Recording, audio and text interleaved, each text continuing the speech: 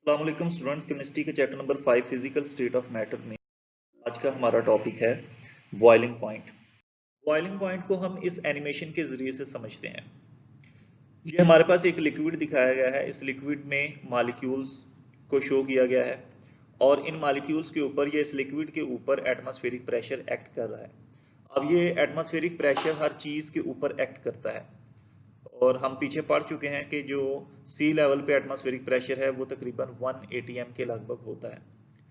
तो ये जो लिक्विड के मॉलिक्यूल्स हैं वो इसी लिक्विड फॉर्म में रहेंगे क्योंकि इनके ऊपर ये जो एटमॉस्फेरिक प्रेशर है वो दबाव डाल रहा है। तो हम क्या करते हैं कि इस लिक्विड को 10 डिग्री सेल्सियस पर हीट करते हैं। तो अब इससे क्या होगा कि ये जो लिक्विड के मॉलिक्यूल्स हैं ये हीट को अब्जॉर्ब करेंगे और इनकी काइनेटिक एनर्जी में थोड़ा सा इजाफा होगा। हम मजीद इस लिक्विड को हीट करते हैं 30 डिग्री सेल्सियस पर, तो ये मजीद हीट को अब्जॉर्ब करेंगे और ज्यादा इनकी काइनेटिक एनर्जी बढ़ेगी। हम और हीट करेंगे 70 डिग्री सेल्सियस पर, इनकी काइनेटिक एनर्जी में बहुत ज्यादा हद तक इजाफा हो जाएगा। लेकिन अभी भी ये जो मॉलिक्यूल्स हैं वो लिक्विड फॉर्म में ही रहेंगे क्योंकि अभी भी एटमॉस्फेरिक प्रेशर जो है वो ज्यादा है। तो पानी के केस में, वाटर के केस में जब हम टेम्परेचर 100 डिग्री सेल्सियस तक ले जाते हैं तो अब क्या होता है कि जो मॉलिक्यूल्स हैं उनकी काइनेटिक एनर्जी इतनी ज्यादा बढ़ जाती है कि उनके सामने एटमॉस्फेरिक प्रेशर कम पड़ जाता है, यानी वो एटमॉस्फेरिक प्रेशर को ओवरकम कर देते हैं। तो जब 100 डिग्री सेल्सियस पर वाटर का टेम्परेचर पहुंचता है तो वाटर के मॉलिक्यूल्स फिर इवेपोरेट करके इन्वायरमेंट में जाना शुरू कर देते हैं क्योंकि अब एटमॉस्फेरिक प्रेशर और जो वाटर का वेपर प्रेशर है वो दोनों इक्वल हो चुके हैं। तो यही टेम्परेचर, जिस टेम्परेचर पर एटमॉस्फेरिक प्रेशर और वेपर प्रेशर इक्वल हो जाएं, उस टेम्परेचर को हम उस लिक्विड का बॉइलिंग पॉइंट कहते हैं। वाटर के केस में ये 100 डिग्री सेल्सियस है। बॉइलिंग पॉइंट को हम इस तरह से डिफाइन करते हैं कि temperature at which vapour pressure of a liquid become equals to atmospheric pressure और एनी एक्सटर्नल प्रेशर। यानी ये वो टेम्परेचर होता है जिस पे किसी लिक्विड का वेपर प्रेशर और एक्सटर्नल प्रेशर दोनों इक्वल हो जाते हैं। अब हम इसके फैक्टर्स को देखेंगे कि कौन कौन से फैक्टर हैं जो बॉइलिंग पॉइंट को इफेक्ट करते हैं। तो सबसे पहले हम नेचर ऑफ लिक्विड को पढ़ेंगे, फिर इंटरमॉलिक्यूलर फोर्सेस को और फिर एक्सटर्नल प्रेशर को। तो सबसे पहले हम नेचर ऑफ लिक्विड को देखते हैं।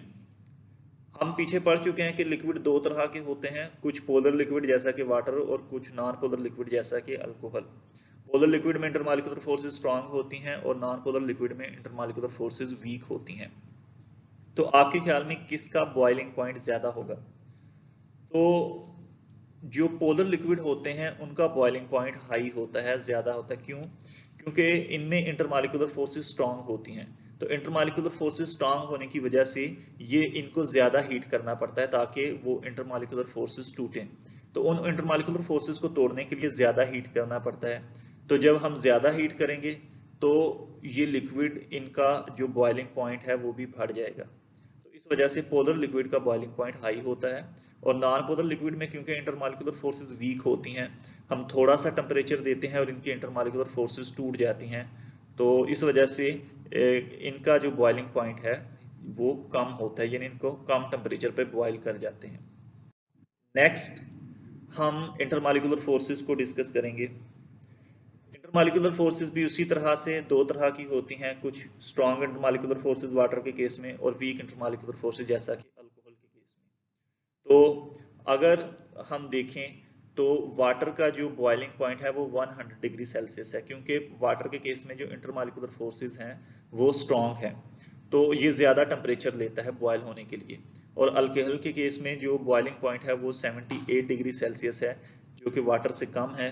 क्यों? क्योंकि अल्कोहल में जो इंटरमॉलिक्यूलर फोर्सेस होती हैं वो वाटर की निस्बत वीक होती हैं। तो इस वजह से अल्कोहल का जो बॉइलिंग पॉइंट है वो भी कम होता है। तो जितनी ज्यादा इंटरमॉलिक्यूलर फोर्सेस होंगी बॉइलिंग पॉइंट जो है वो उतना ही ज्यादा होगा, और जितनी वीक इंटरमॉलिक्यूलर फोर्सेस होंगी बॉइलिंग पॉइंट उतना ही कम होगा। तो एक्सटर्नल प्रेशर और बॉइलिंग पॉइंट का डायरेक्ट रिलेशन होता है, यानी जितना ज्यादा एक्सटर्नल प्रेशर होगा उतना ही ज्यादा लिक्विड का बॉइलिंग पॉइंट होगा। जैसा कि इस एनिमेशन में देख सकते हैं, अगर 1 atm प्रेशर है वाटर के केस में तो 100 डिग्री सेल्सियस पे वाटर जो है वो बॉयल करना शुरू कर देता है। अगर एटमॉस्फेरिक प्रेशर को 2 atm कर दें, यानी एक्सटर्नल प्रेशर को या एटमॉस्फेरिक प्रेशर को बढ़ा दें, तो अब क्या होगा, अब वाटर जो है वो 100 की बजाय 120 डिग्री सेल्सियस पर बॉयल करेगा। तो यानी टेम्परेचर एटमॉस्फेरिक प्रेशर बढ़ाने से वाटर का जो बॉइलिंग पॉइंट है वो भी बढ़ गया। अगर हम 3 atm कर दें तो अब वाटर जो है वो 134 डिग्री सेल्सियस पर बॉयल करेगा। तो इसका मतलब कि जितना ज्यादा एक्सटर्नल प्रेशर होगा उतना ही ज्यादा बॉइलिंग पॉइंट होगा। तो इन दोनों में भी डायरेक्ट रिलेशन। तो ये हमारा आज का टॉपिक था। ये कुछ इंपॉर्टेंट क्वेश्चंस हैं, इनको अच्छी तरह से याद करें और अपनी नोटबुक्स पर लिखें। Thank you.